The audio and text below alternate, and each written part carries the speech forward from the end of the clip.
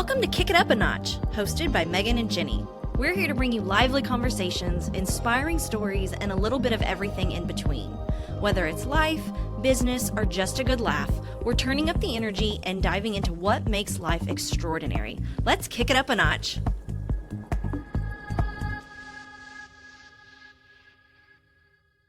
Welcome to another episode of Kick It Up a Notch. I'm Megan Thomas, and I'm here with my amazing co-host, Jenny McBride. We are the best realtors here in Evansville, Indiana. We are also entrepreneurs and pretty fun gals. We are so glad to have you back for another episode. Make sure to check out all our past episodes, and please listen, follow, and subscribe. Welcome, everybody. Thanks for being here. It's just Megan and I today, and lucky you.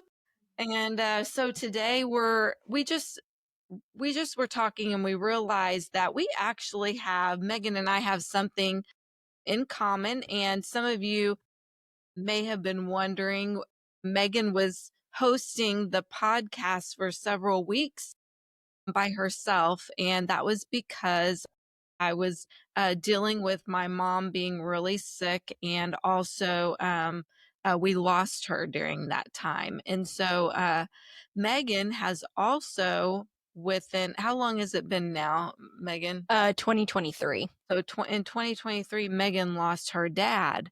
And so we thought a good podcast would be like kind of our experiences, not necessarily talking about grief or anything like that.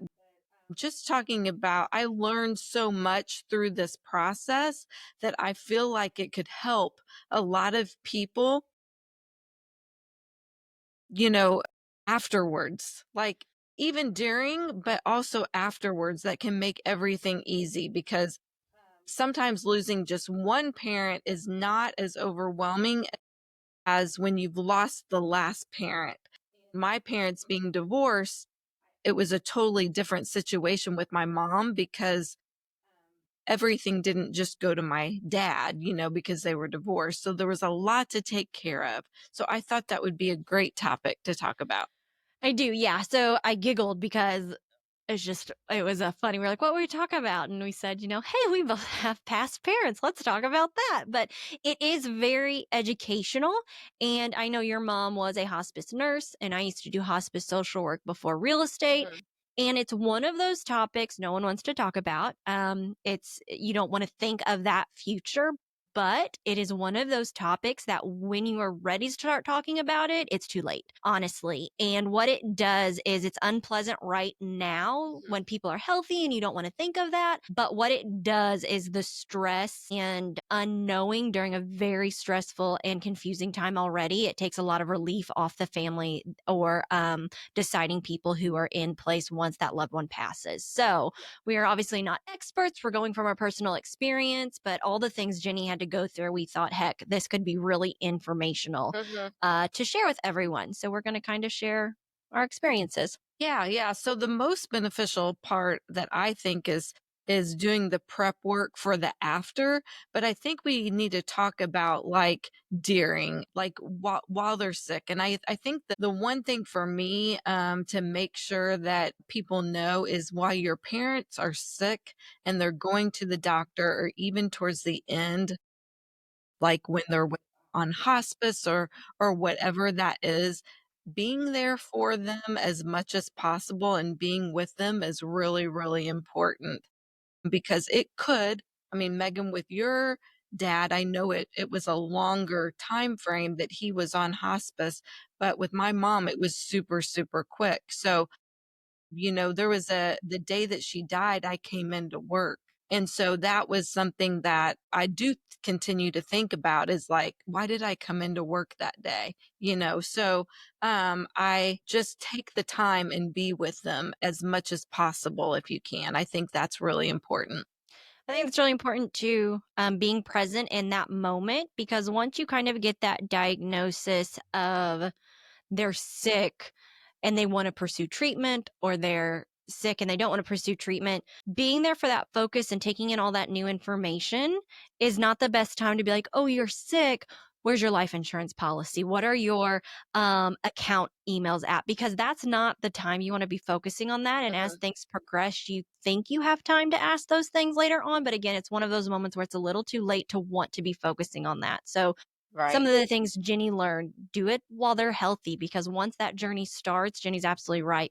Being present and focusing just on that time with that loved one and all the new that's about to change, you A, aren't putting those kind of things as a priority. And B, if you are, you don't want to be because it's a very unpleasant conversation once it's already too late of why you're having to think about it. Right, right. So I made a list of like a whole bunch of things that I learned just through this process. And one of the things is, and my first thing is hospice.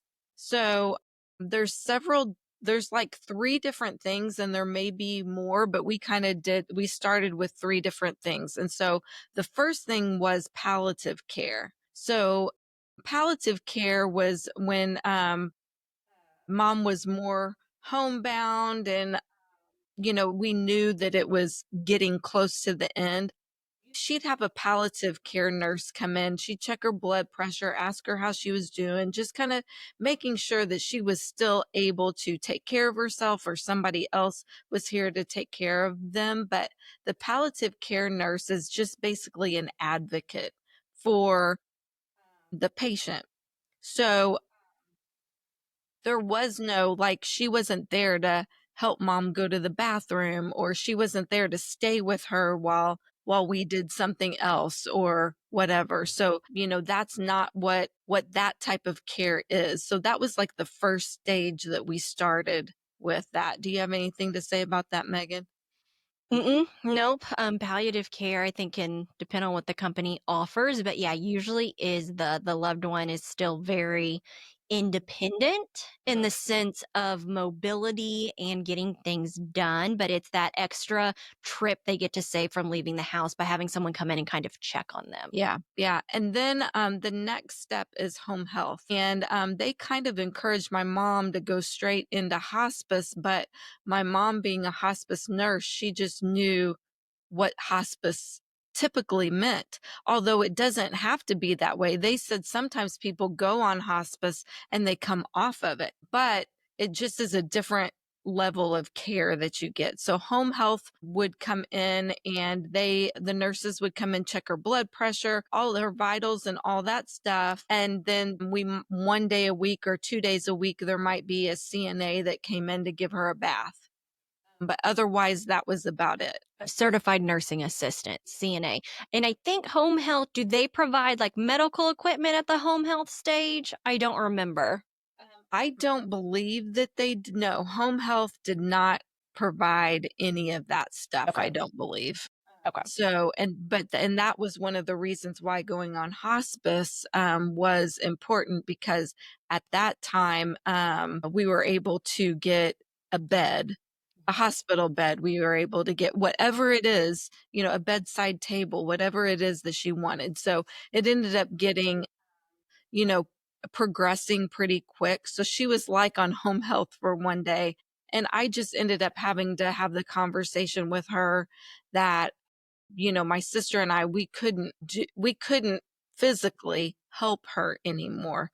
It wasn't, we don't do this for a living. And the main thing that you have to worry about is that they fall and get hurt. And so that's when we had hospice come in and they were a huge help. They don't stay, all day, all night or anything like that, but they are there, to help, and you do have a little bit more than you do with home health even. So, um then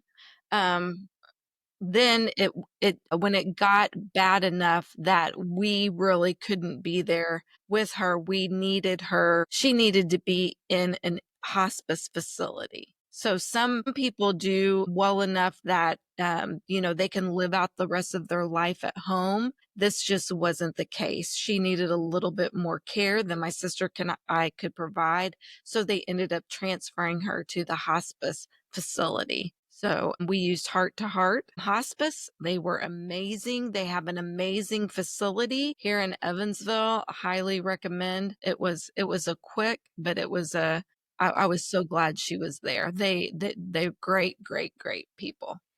I'm so glad to hear that. Not only mom, but you all as the family had a pleasant experience with that. And just like a past episode, we were talking to a social worker and they thought the stigma was, well, social worker takes your kids away. Mhm, I would fight till I'm blue in the face to change the stigma that hospice kills my loved one. mhm. 'Cause it's unfortunate the, again, stigma that's been attached to that, because usually people do wait too long to get on hospice, and it is very quick when their loved one passes from when they start hospice. But because of my experience, and it was a very short time, but was able to change my perspective on it, the amount of resources, not only for the loved one who is ill, but for the family members, is something that is life changing in a situation where it can be a trauma on you going through that process if it doesn't go well. And being a family member and a loved one and having to be the medical care provider is a very tough relationship change. You don't get to be there for your loved one while they're passing. You have to be the loved one's medical provider. And that is very challenging if it is a child to a parent, if it is, a sibling to a sibling, what have you, the relationship of that. You don't get to focus on being present as the loved one. You're focused on being present as the medical support, the medical provider, the caretaker. And then the relationship of being present for that loved one as they pass kind of falls to the bottom of that list.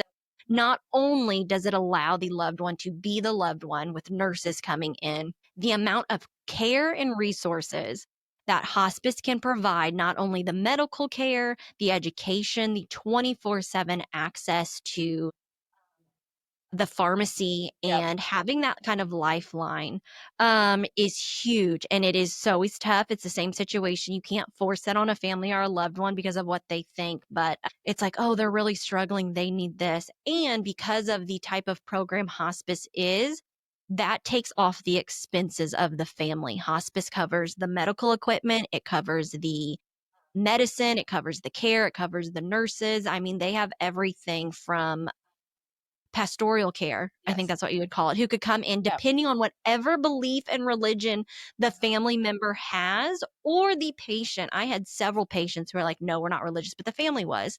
So that pastoral care wasn't there for the patient, they were there for the family.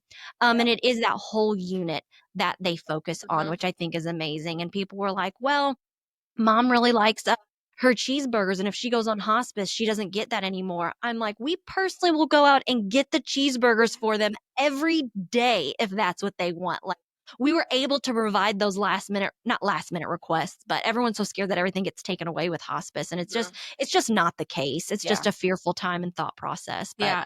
For me and my sister, we were so fortunate that we had an amazing family that came in and all the time and helped us with my mom. But when we got hospice, they were that additional person that you could rely on to call to ask questions. They were there, they had services. So, anybody that is alone, this is a great service to make sure that you feel like that you have a friend there through this process. And everybody from the nurses to everybody was like, "Is there anything that you need? Can we do anything for you?" They were just absolutely that fantastic. relief of having them, but also the professionals, not to bring this back to real estate, but you don't buy a house every day. You rely on having that professional there. You don't see an ill loved one every day, luckily and hopefully. So having that A, neutral person in there, and B, that professional in there, yeah, to provide that lifeline and support and education, does help you not feel alone in a very scary time. Yeah, for sure, for sure. So, So what were some of the things that you learned, Jenny? Kind of that hospice does not have to mean, last minute. We had people on hospice for years when I did mhm. hospice, but it could be a short period. So, besides learning some things about hospice, what else did you learn on this journey? When my mom found out that she was sick, so she had a long, long, drawn out sick illness. And so she started getting everything together. So when I say everything, so it's, car titles, mortgage information, IRAs, Roth IRAs, retirement, like life insurance policies, whatever it everything that you can possibly imagine that if you pass away that somebody's going to need to know where your bank accounts are. All of this information she had in one book. Okay? So I call it my death book. So I kind of took that from my And to mom. preface it, like, a year on the team, like, I've been with Jenny 6 years. She's like, "Y ladies, you really need to get a death book." And we're like, "What?" I didn't realize you got that from your mom, but yeah, the Yeah. term death book's been around a while for Yeah, the I don't think McBride she team. didn't call it that, but I called it that, okay? So, that's what I call it, but if you think, like, my mom's stuff wasn't super complicated, but if she didn't have all of that information, like, what you might get well, right now, people don't mail you things, so if you have a financial account, sometimes that's coming into your email. And then guess what? You gotta access an Yeah, email, and you you need gotta access an passwords email. and You don't have like, the documents don't come in the mail. So, I mean, she literally had everything in a binder. And not just that, but when you know your parent is sick or yourself and you have children or somebody that's gonna be taking care of this information, like, start talking about it now. And, so we would sit down on almost a monthly basis and go over everything after, when the doctor said, "Hey, this we're coming to an end here." We sat down almost on a monthly basis and she went through every single thing with me over and over again. And so that was so great. It made everything so much the easier to blessing have. of time.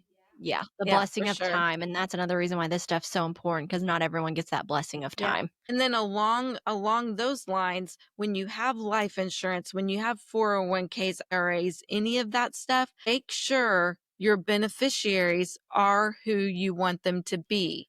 Yeah. Okay. So and that is super super important because if you have beneficiaries, that money you just call those companies, send the death certificate, and then they distribute per the beneficiaries on those items.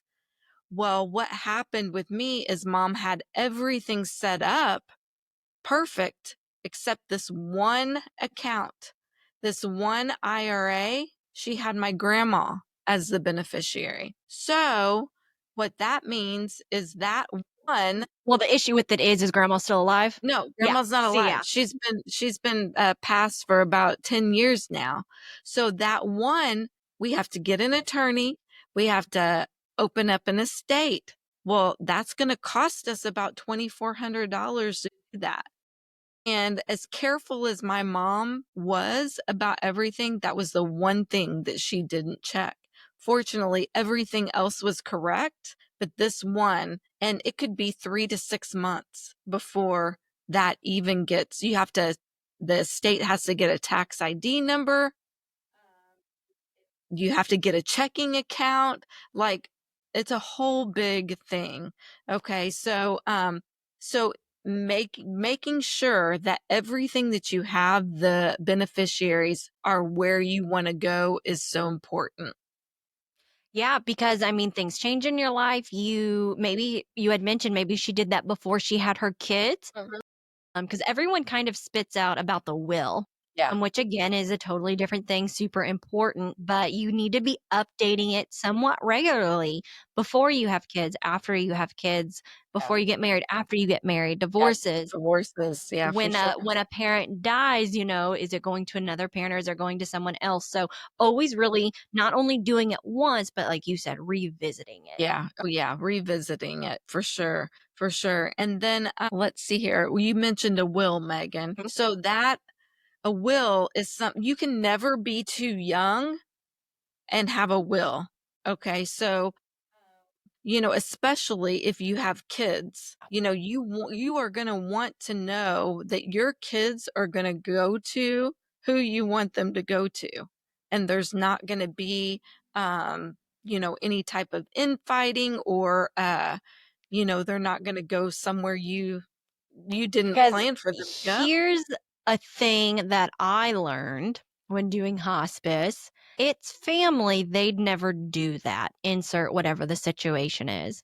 When you are facing something like death, sometimes family gets very, very ugly. Mhm. Sometimes the ones you've not talked to for years come out of the woodworks because sometimes with death comes money benefits, item benefits, or we all get along, we won't fight over anything. Well, guess what? You say one thing, and then when you are facing situations like that, it is very sad how quickly an ugly family becomes. So it's super sweet to think it won't happen, but it does. It does happen. So it's smart to have all of that in place. Now, people might still bicker, but you know that your wishes are going to be fulfilled because you didn't leave it to chance. Right. Yeah, that the will is so important, and when you die without a will, everything could possibly have to be probated, or an estate would have to be open and be prorated. That means that anybody that thinks they have a right to that money can come in and try to say that they get it. And then all the assets are put into anything that can, I Yep. believe, if I'm correct, anything that is seen as an asset goes into that probate and Hmm. estate. Yep. So that could mean if you have someone living in a property that isn't a part of that person's name, it's part of the person who's Yep. passed, it's now asset property that goes into Yep. that when it should be the person who lived there that got willed it. So Yeah. that opens up a lot of risk and unknown when And it's not told this goes here, yeah, it's we everything's in a see pool that a now. lot, Megan, whenever we're helping people that they have their mom and dad's house and they're no longer living, and but their parents didn't die with a will that says who the house goes to, or how it's split up. And so now it has to go to probate. That's 90 days before we can even do anything with the house. Plus they got to pay a probate attorney now because there wasn't a will. So the will is just super, super important. And so along with the will, mom had a POA for her medical. So there's a specific POA that you can just sign for medical things. Well, that Okay. was so helpful during that transition period where she had a short hospital stay. She had to go into a nursing home for about 10 days. Well, it was just easier for the lady not to overwhelm my mom. She was tired, exhausted, just wanted to sleep. From the transfer from the hospital to the nursing home, for me to be able to sign that paperwork for her to be there. Yeah, so POA is power of attorney, and there are different powers of attorney. That's a very big misconception. And Yeah. again, I'm rusty on my knowledge, but there is a medical POA. And as soon as that individual dies, that person no longer has any say and any power in signing things. So there are different types of power of attorneys. There's some that can just do medical, and sometimes there's a different person who can do the financial. Yeah. There's some that survive the death of the individual, and then there's some that don't. So you don't need to know those differences specifically, but know to ask which situation is best Right. Right. Having that, it was, I just went in there and signed everything for her with that nursing home stay. And then anything, she was able to sign all of her hospice paperwork and everything like that. That's good to have for sure. and another form, and this could come down to power of attorney, but it's really something the client needs to answer themselves, and it's called a DNR, a do not resuscitate. And that is paperwork that in a living will. That is something that is a part of the hospice process. It's good to know beforehand and always good to know about a loved one. But that is something that also the medical POA or someone designated can make sure it's fulfilled. And that is the client's wishes of if X, Y, and Z happens, do you intubate me? Do you put a tube in? Do I stay living through machines? Do Yeah. I do not resuscitate me if my heart stops? And the reason Yeah. that that is so beneficial is because you know it is the loved one's decision. So when that time comes, that responsibility Mhm. on the loved one to go, what do I do? What's right here? Yeah. No matter how hard it is, you have peace in knowing you are fulfilling that loved one's wishes because Mhm. they put them in place before that decision had to be made by someone else or for that individual. Yeah. And just everyone being aware that it's unpleasant, the situation, but it's also, even though you know you are doing what your loved one requests, being the one responsible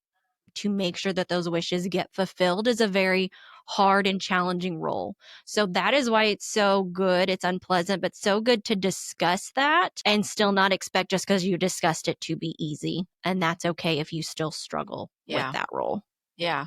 Yeah. I mean, it only helps to have these conversations well ahead of time. I mean, and sometimes accidents happen and it just comes This in a yeah, blink all of of an this is eye. a discussion of a blessing of time. Yeah.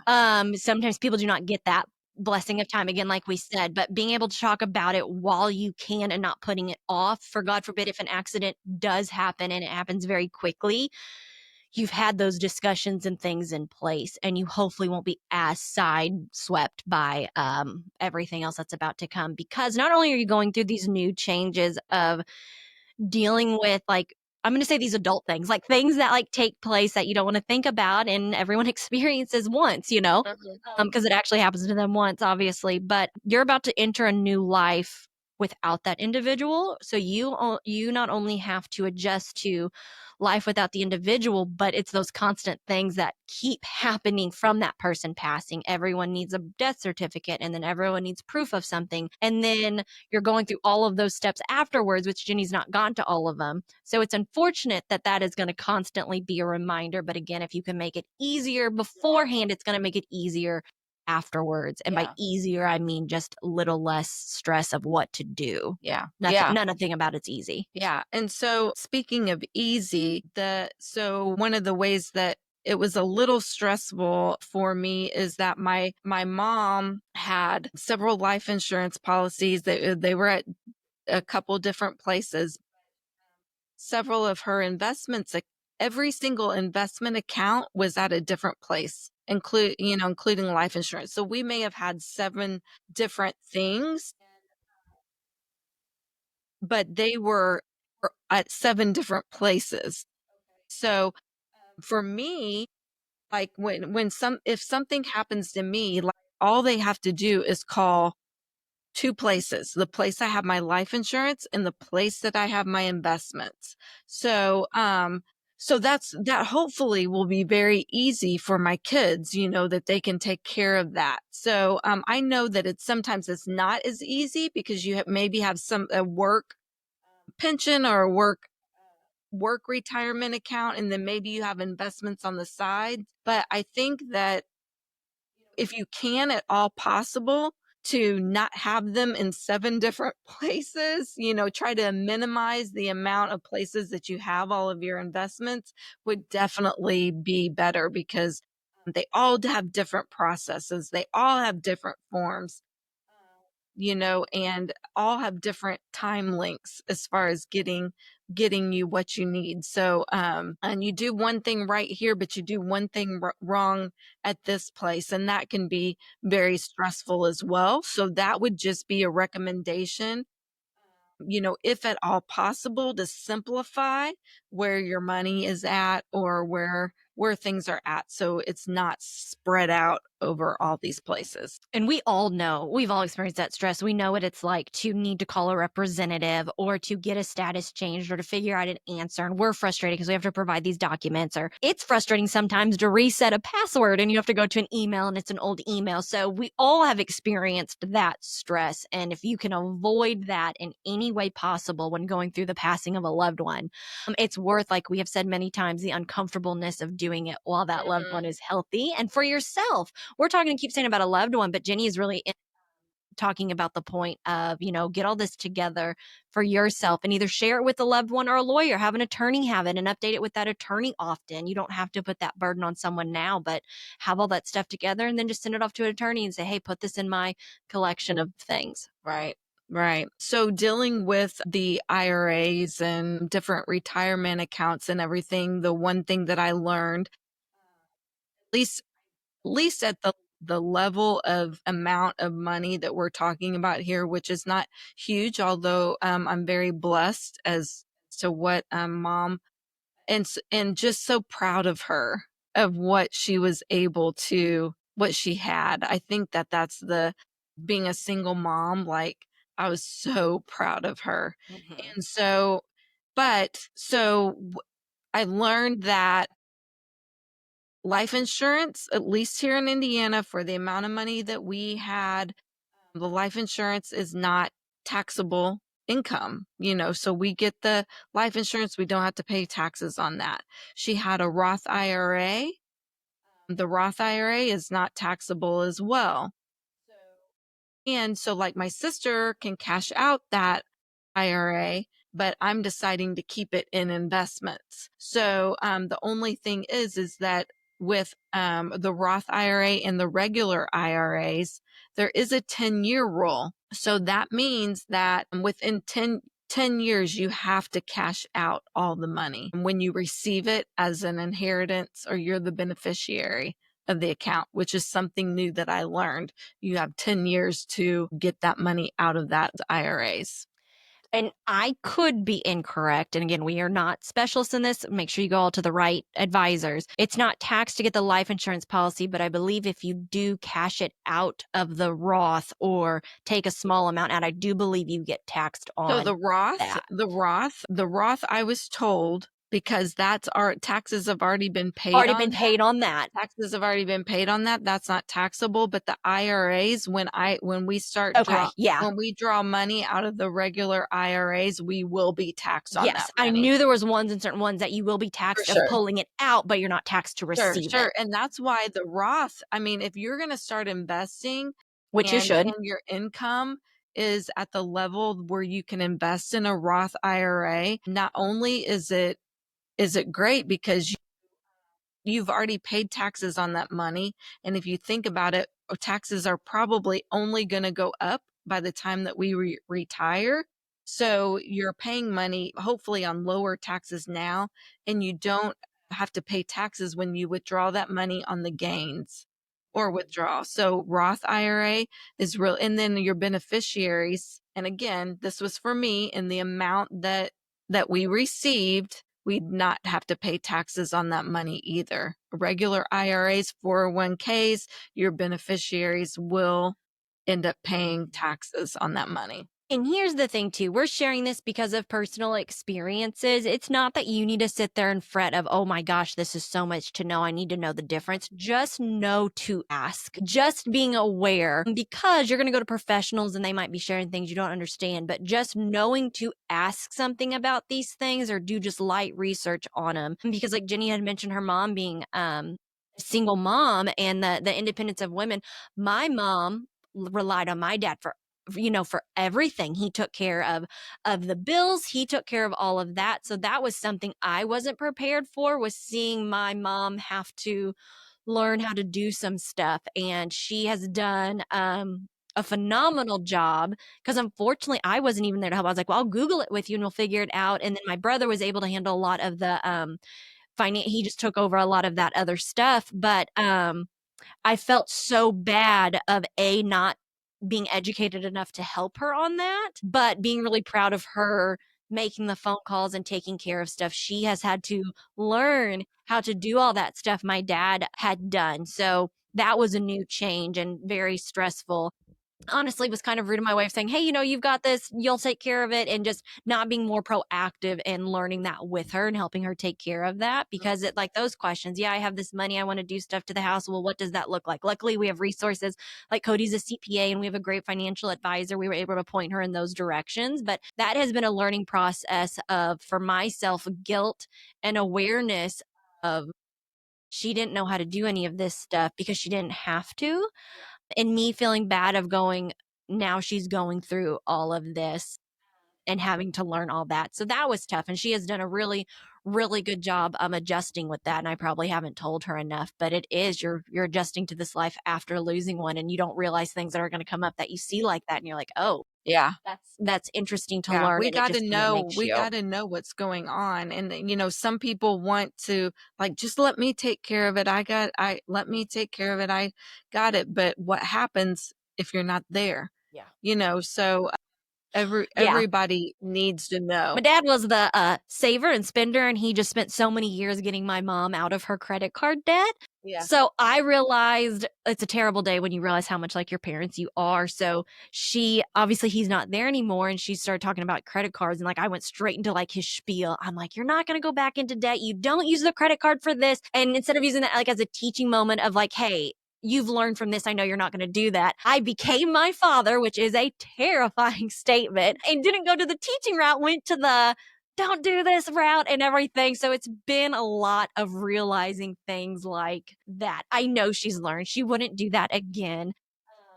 But she had to adjust. She was used to, she worked and made her money, and that got to be her fun money.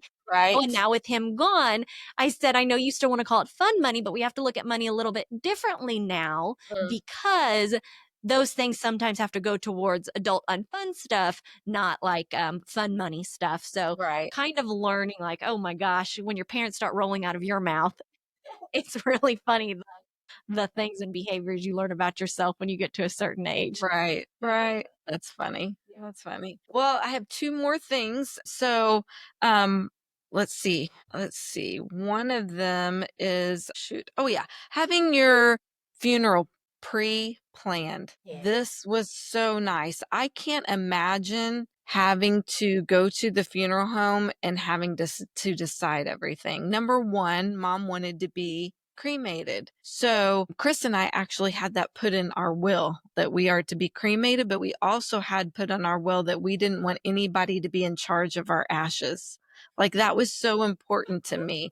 Like I don't want my great great great grandkids to throw my ashes. Well, I guess it wouldn't really matter in the trash because they never met me. You know, it's like whose ashes are these? But it's like, "Oh, thanks. We don't wanna throw great-great-grandma away, but we really don't want her on her mantle. What do we do with Yeah, great-great-grandma?" exactly, exactly. So, having that so she got pre-planned, so we knew that she wanted to be cremated. She had everything set up, but what happened is we actually talked about this too before she passed away.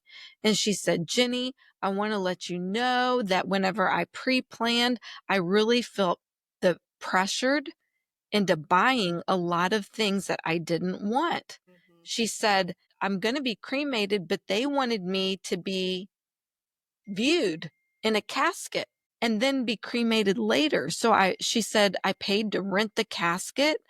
I'm going to be, people can look at me. I bought this big portrait, framed portrait painting that you guys don't want that, do you?" You know, and like she said, "I just felt pressured to buy all of this stuff." And so we talked about it and she just wanted to be cremated and have, have people come and visit. And so we kind of talked about what she wanted her funeral to look like and get rid of the casket part. There was no need for that. And she already had bought a little, they call them a niche in a mausoleum, so they're just big enough for an urn. And so that she already had that bought and paid for. That was like we owed nothing whenever we went there. So we just had to adjust those minor things. Like mom didn't want that. My sister and I were both in agreement. And I truly believe mom was smiling down on us saying that it just went absolutely perfect the way it should be. Yeah, and that's something whether it's cremation or burials. So I don't know if this was super common back in the day or if it is still now, but when you got married, you had burial plots next to your husband. Well, if you get divorced, and one of you passes away, do you still want to be buried next to your ex-husband? And I only say this because this came up a lot in social work. Doing it for hospice. Do you want to sell that burial plot because you no longer want to be buried next to your ex-husband and you now have burial plots next to your new husband? So that is something to think of too. Some people like pre-buy burial plots. And when things change during life and you don't think to change it at passing, you might need to sell a burial plot to put your loved one somewhere else, or they're getting buried next to someone they didn't want to be buried Yeah. next to. So those are Yeah. things to think about too. Right, for sure, for sure. So, so anyway, and obviously the sooner you have pre-planning done, the cheaper it is, I would Yeah. think, because everything just goes up. Yeah, yeah. So, yeah, so and I guess that would, just be cautious and go into those pre-planning, like maybe list out the things that you want and the things you don't want, and don't feel pressured. Like if you want to be cremated because you don't want people standing over you looking at you, write that down. And this is what I don't want, because some of those people, their job is to get you to buy as much as possible. Some of the people that help pre-plan, so just have your non-negotiables there. Like, I don't want this. And it's an emotional time talking about your death, I'm sure, like what's happening, when after you pass, your funeral, an odd conversation. So what I would do is just write it down. This is what I want and this is what I don't want. And don't feel pressured to buy something you don't want. Mhm. Okay, so the last thing, I think we need to talk about a little bit about more about real estate here. So, my mom and my sister have lived together for years. They actually bought their house together, um, and they lived together. So, my on the deed, it was deeded where if something happened to my sister or my mom, there was rights of survivorship on there. So I had no rights to my mom's part of the house, and I didn't want it. There was no reason. I want my sister. My sister paid for the house, helped pay for the house. I mean, she was going to get the house. And, but some people own rental property. Some people may have partners in investments. So, how review how you have those properties titled. So, because you may not have rights to survivorship. So, if Megan, you and I own a house together and we don't have rights or survivorship, my part of the house would go to whoever is the beneficiary in my will or my estate. And that may not be what you and I really agreed upon. Or if it is right to survivorship and we wanted it to go to our spouses, our portion to go to our spouses, that may not be the way it was deeded. So go over your real estate with a title company, go over your deeds, and make sure that they are deeded in the correct way you want them to be. And if you have any questions about that, how to do it, let us know. Obviously, we have wonderful relationships with title companies who won't think twice about having that conversation with you.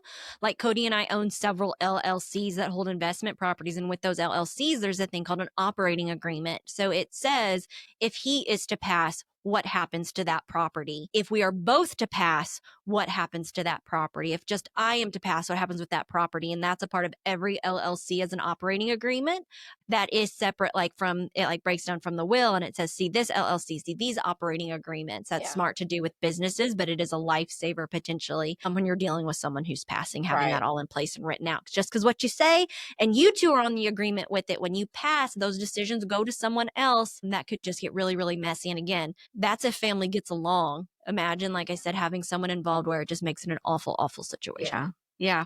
And also talk to an attorney and an accountant if you are thinking about putting your children on your house before you pass away. Okay. Because so if you put your adult children on your house before, like, let's just say your doctor said you had 6 months to live and you put your children on your house. First of all, that could cause problems if you had to go into a nursing home. Second of all, when you become an owner of the house and you don't live there, that's not your primary residence, there's capital gains issues with that when you go to sell it. So because that's not your primary residence, if you receive it as an inheritance, the tax consequences could be significantly less. And that's something would need to talk to an accountant before.